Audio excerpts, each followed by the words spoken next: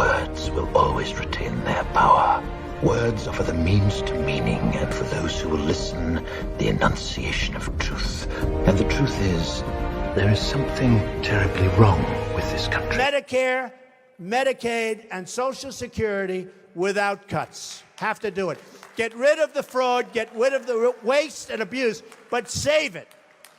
People have been paying in for years, and now many of these candidates want to cut it. You save it by making the United States, by making us rich again, by taking back all of the money that's being lost. From day one of his campaign, the president promised he would not cut Medicare, Medicaid, and Social Security. Unlike his opponents, he'd be a different kind of Republican, and voters rewarded him for it in the primary, particularly, and in the general election. But today, the White House released its budget for 2018, and among the $4 trillion in cuts it proposes are billions upon billions of dollars slashed from both Medicaid and Social Security.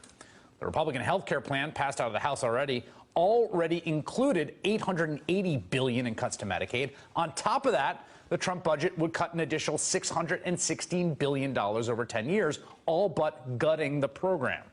The president's budget would also slash funding for Social Security Disability Insurance, SSDI, which provides benefits to people with disabilities. Many of those people were once factory workers and manual laborers in places like the Rust Belt, which of course helped deliver the president's electoral college victory. In fact, you can see from this map that the highest participation in Social Security disability insurance is concentrated in the South. States like Louisiana, Mississippi, Kentucky, West Virginia, all in the Trump column in 2016.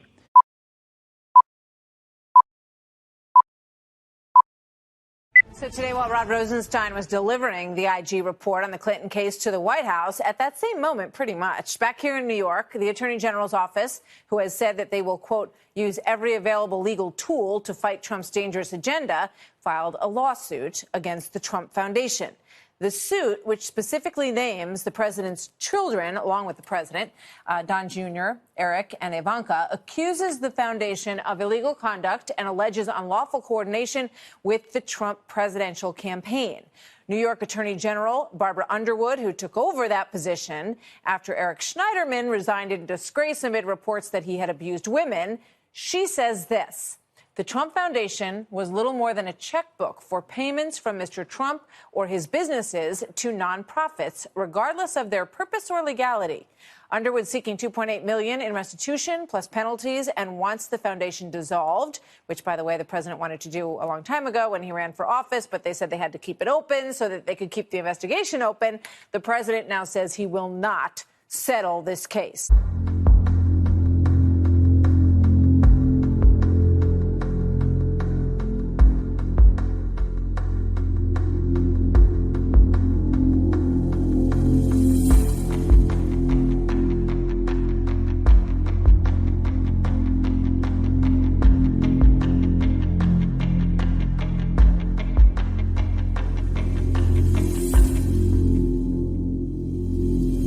There's no reason why a foundation owned and operated by a sitting president should be exempt from the laws that we routinely apply to other foundations.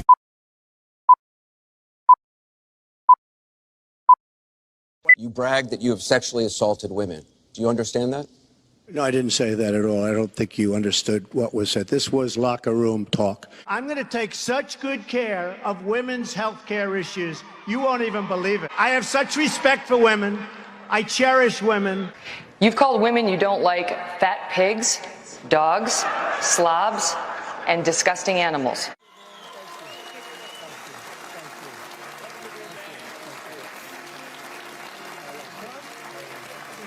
What should the law be on? Should the woman be punished for having an abortion? Well, you know, you'll go back to a position like they had where people will perhaps go to illegal places. Yeah. But you have to ban it. Do you believe in punishment for abortion? Yes or no, as a principle? The answer is that there has to be some form of punishment.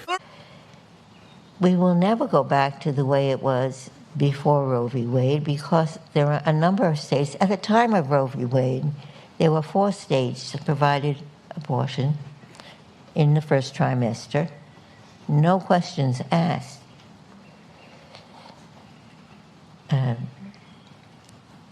Alaska, Hawaii, New York, California, those states will not go back to the way it was.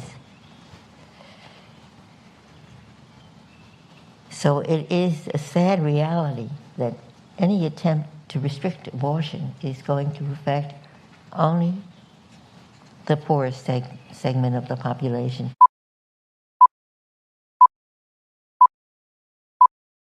What do you prefer, blacks for Trump or African Americans for Trump? Look at my African American over here. Look at him. We have tremendous African American support. The reason is I'm going to bring jobs back to our country. Look, what do you have to lose? You're living in poverty. Your schools are no good. You have no jobs. 58% of your youth is unemployed. What the hell do you have to lose?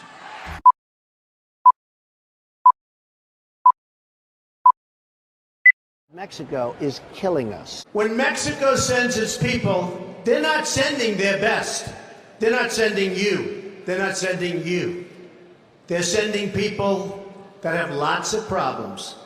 But the country of Mexico is killing us. I want to build a wall. I'm going to build a wall. I want to build the wall. We need the wall. I was wet when I got here and was placed in a cage without being given my bread. Asians separated me from my dad. I have not seen my father again. And they're bringing those problems with us. They're bringing drugs. They're bringing crime. They're raping. I don't want to go back to my country. Sometimes when we ask, we are told we will be in here for months. I miss my mother who lives in Delaware. I don't know why I am still here. I want to build the wall. We need the wall. And Mexico will pay for the wall. How did this happen? Who's to blame? Well, certainly there are those who are more responsible than others, and they will be held accountable. But again, truth be told, if you're looking for the guilty, you need only look into a mirror.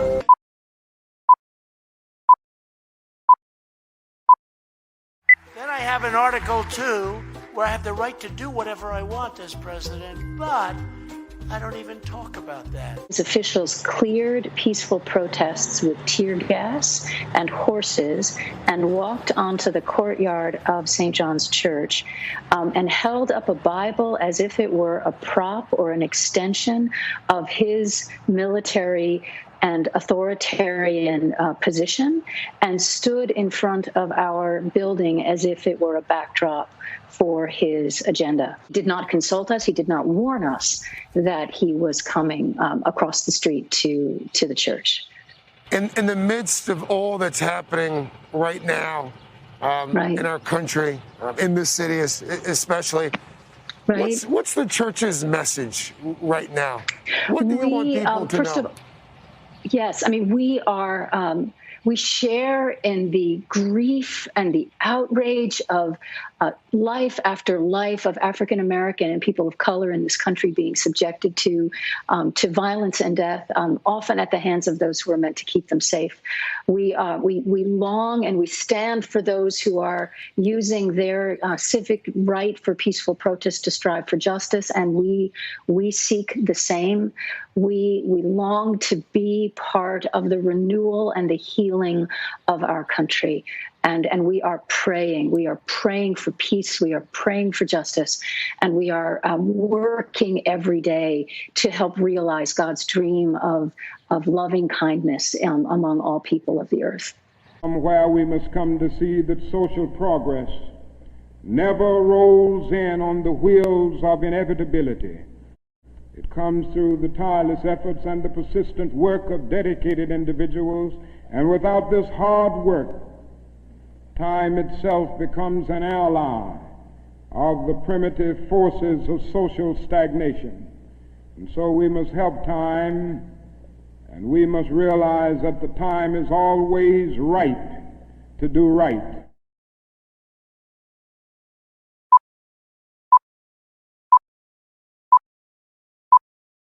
Do you plan to visit with the Pope when he comes into Philadelphia? Well, the Pope believes in global warming. You do know that, right? I want surveillance of certain mosques, okay? I'm not going to try to get into the mind of Donald Trump because I don't think there's a whole lot of space there. I think he's a kook. I think he's crazy. I think he's unfit for office. And I'm a Republican, and he's not. He's not a conservative Republican. He's an opportunist. He could shoot somebody on Fifth Avenue, and 25 or 30% of the people would still follow him because he gives a voice to their anger and their frustration.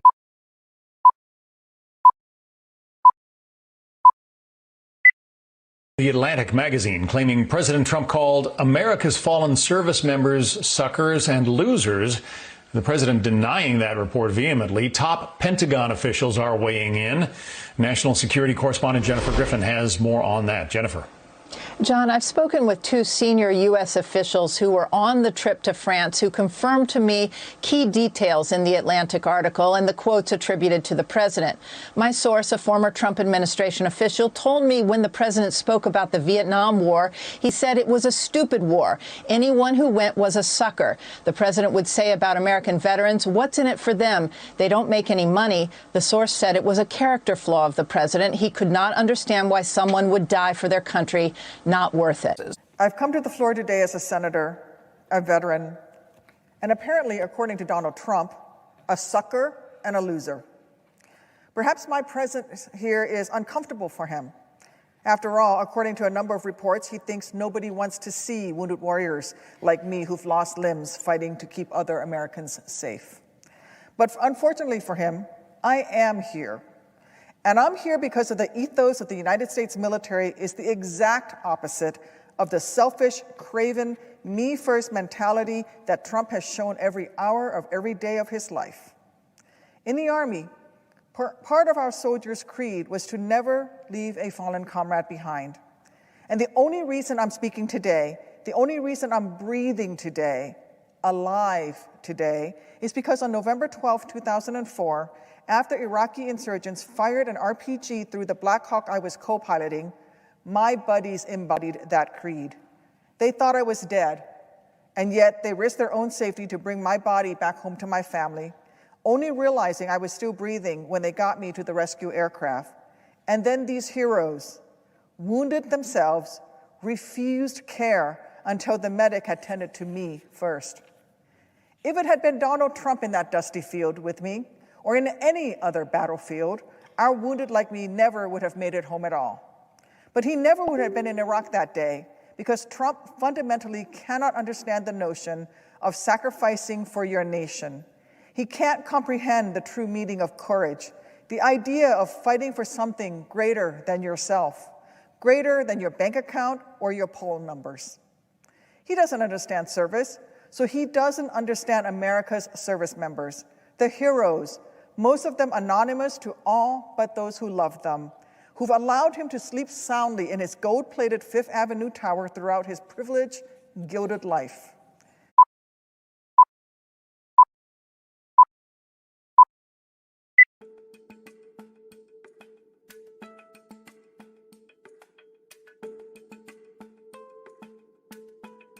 The CDC has identified a case of coronavirus in Washington state, the Wuhan strain of this.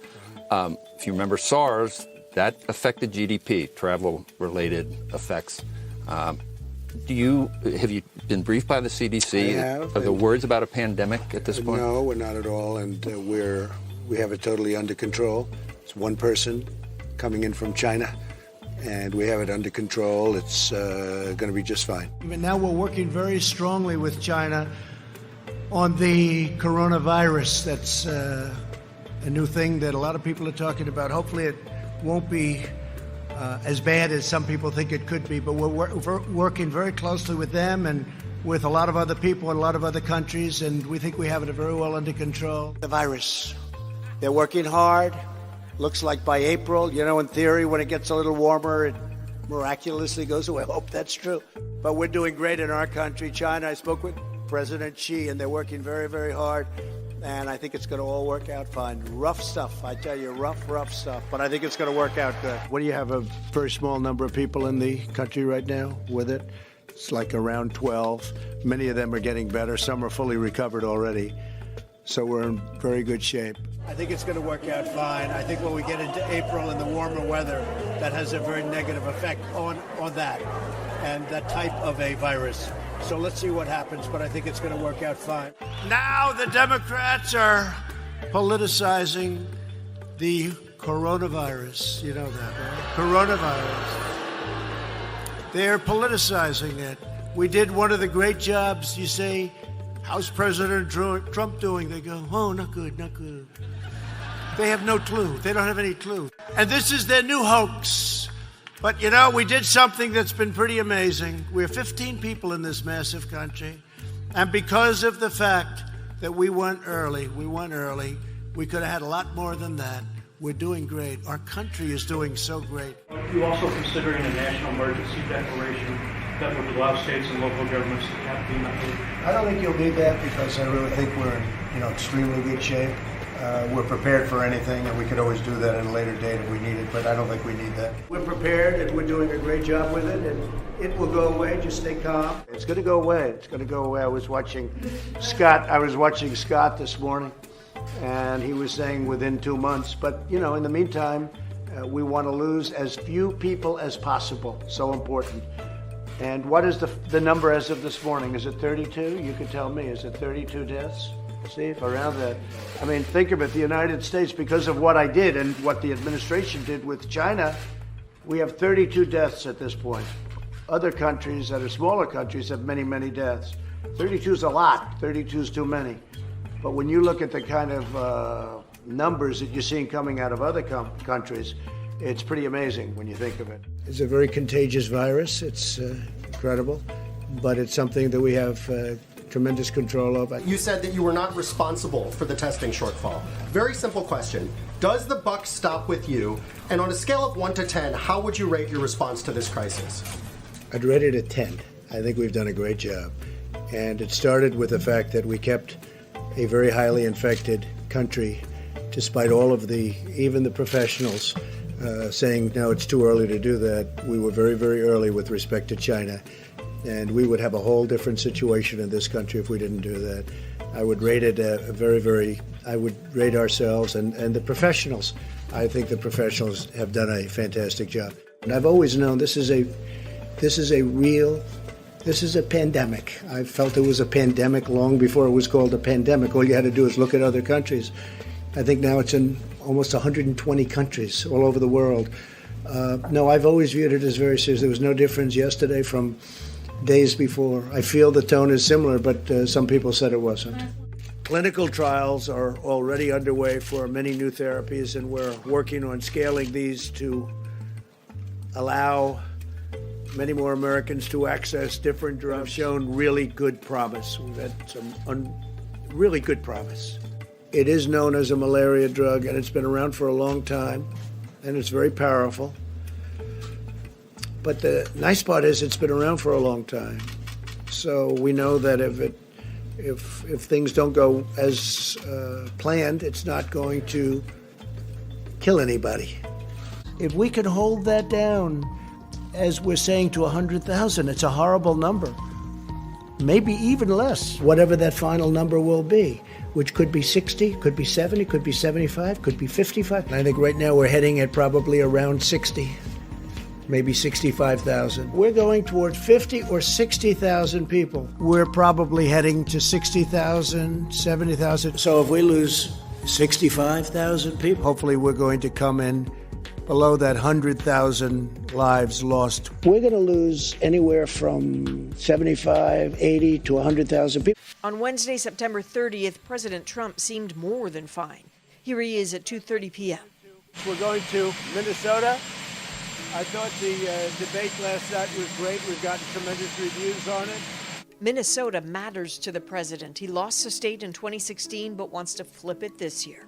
He arrived early at 5:15 Eastern, made time for a private fundraiser before heading to a rally at 9. COVID wasn't talked about much there, except for suggestions the economy would soon soar. And now we're opening it up, and we're doing it at a level like nobody's ever seen before. And it's a great thing. And we're going to be back in business very soon. The virus wasn't just in the speech, it was in the air. The New York Times reports that it was at that rally that Trump advisor Hope Hicks started feeling ill.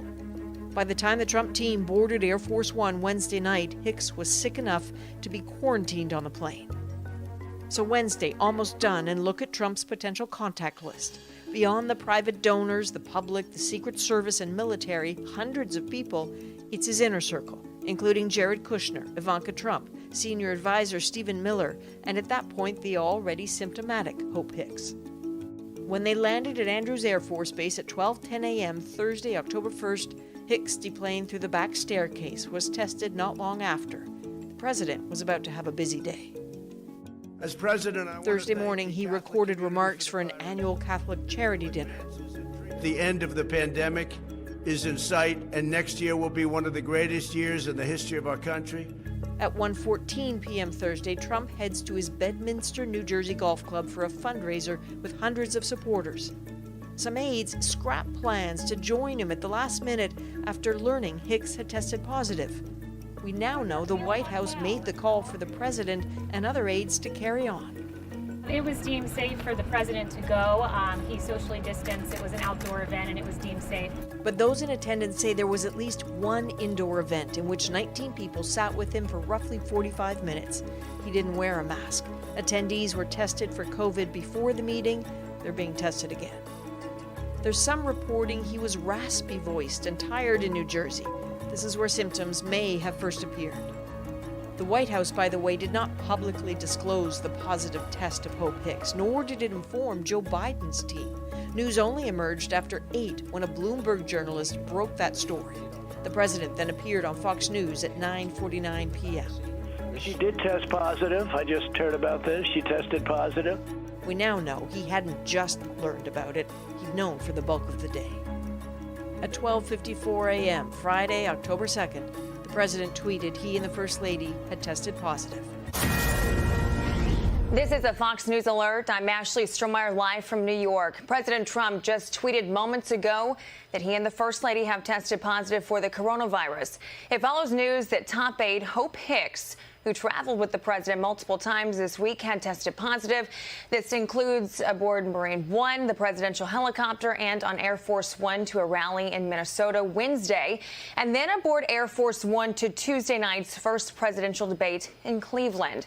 Hicks is said to be quarantining at home and is reportedly experiencing symptoms. The helicopter Marine One lifting up off the south lawn of the White House.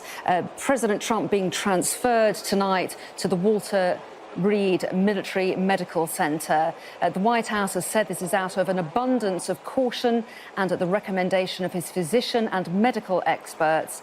And they say that the president will be working from the presidential offices at Walter Reed for the next few days. It's been 242 days since the first reported case of this novel coronavirus in the United States. Since then, there have been nearly 7 million more reported across all 50 states. Daily cases have fallen from a peak of more than 70,000 in July to under 40,000 today. All told, Louisiana, Florida, Mississippi, Alabama, and Arizona have seen the most cases per capita so far. But over the last week, the Dakotas, Wisconsin, Oklahoma, and Utah have seen the most cases per capita. New York, which suffered the worst outbreak early on, accounts for more than 16% of all COVID-19 deaths, with roughly 33,000. In New York City, 1 in every 360 residents died. New Jersey, California, Texas, and Florida each have seen at least 10,000 people die. But the 5 states with the highest death rates in the last week are Arkansas, Mississippi, Virginia, Florida, and North Dakota. Globally, among these developed nations, the U.S. has by far the highest number of daily deaths. It's a number that will likely continue to grow as we wrestle with our national response to this global tragedy. For the PBS NewsHour, I'm William Brangham.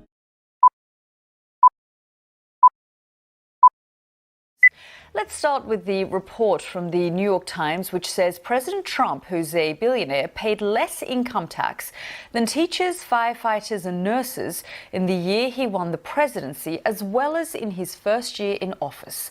The newspaper says it obtained tax records for Mr. Trump and his companies over 2 decades, and he paid just $750 in federal income taxes in 2016 and 2017. It also says that President Trump paid no income tax at all in 10 of the previous 15 years. The Times also takes aim at President Trump's wealth. In a public filing, Mr. Trump said he made at least $400 million in 2018.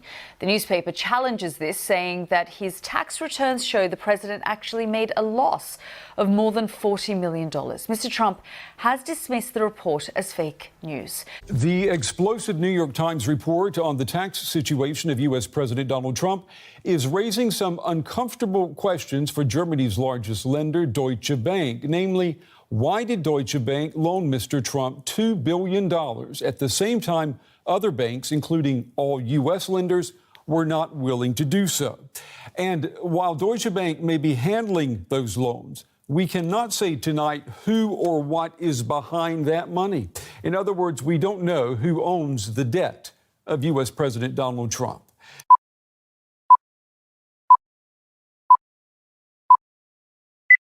Special counsel Robert Mueller's investigation resulted in 34 people being charged with crimes, including 26 Russian nationals and 6 former Trump advisors or associates. And some others, they said they think it's Russia.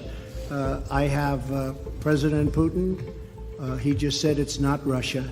I will say this, I don't see any reason why it would be. Among the people connected to President Trump who were charged are lobbyist and political consultant Paul Manafort, who worked as Trump's campaign manager in 2016. He faced multiple indictments stemming from his work as a political consultant in Ukraine in 2012 and his financial dealings. The indictments included charges of conspiracy against the United States, conspiracy to launder money, working as an unregistered foreign agent, making false statements, tax evasion, and bank fraud. Rick Gates, who had worked with Manafort since 2006 and was his deputy on Trump's campaign, was also charged and pleaded guilty to conspiracy and lying to the FBI. Alex van der Zwaan, a London-based lawyer who worked with Manafort and Gates when they worked as political consultants in Ukraine, and is also married to the daughter of a Russian billionaire, pleaded guilty in February 2018 to lying to the FBI about their work in Ukraine. Konstantin Kilimnik was charged with working with Manafort to obstruct justice. Investigators say the two tried to influence potential witnesses in a case involving their failure to register as foreign lobbyists. The FBI also says that Kilimnik has ties to Russian intelligence. Trump's short-lived national security advisor Michael Flynn pleaded guilty in December 2017 to lying to the FBI about his contacts with Russian ambassador Sergei Kislyak. George Papadopoulos, who was a foreign policy advisor to the Trump campaign, pleaded guilty in October 2018 to lying to the FBI about his interactions with Russians who said they had damaging information on Hillary Clinton. And Trump's former personal lawyer Michael Cohen pleaded guilty to lying to Congress in November 2018. An operative, Roger Stone, who has informally advised Trump over the years and was briefly an advisor to his campaign in 2015, was indicted and arrested in January 2019. A team of prosecutors charged 13 Russian individuals and 3 entities in February 2018 for a long-running online scheme to criminally interfere with the 2016 election. They also charged a group of 12 Russian military intelligence officers in July 2018 for hacking Democrats' computers and stealing and publishing their data.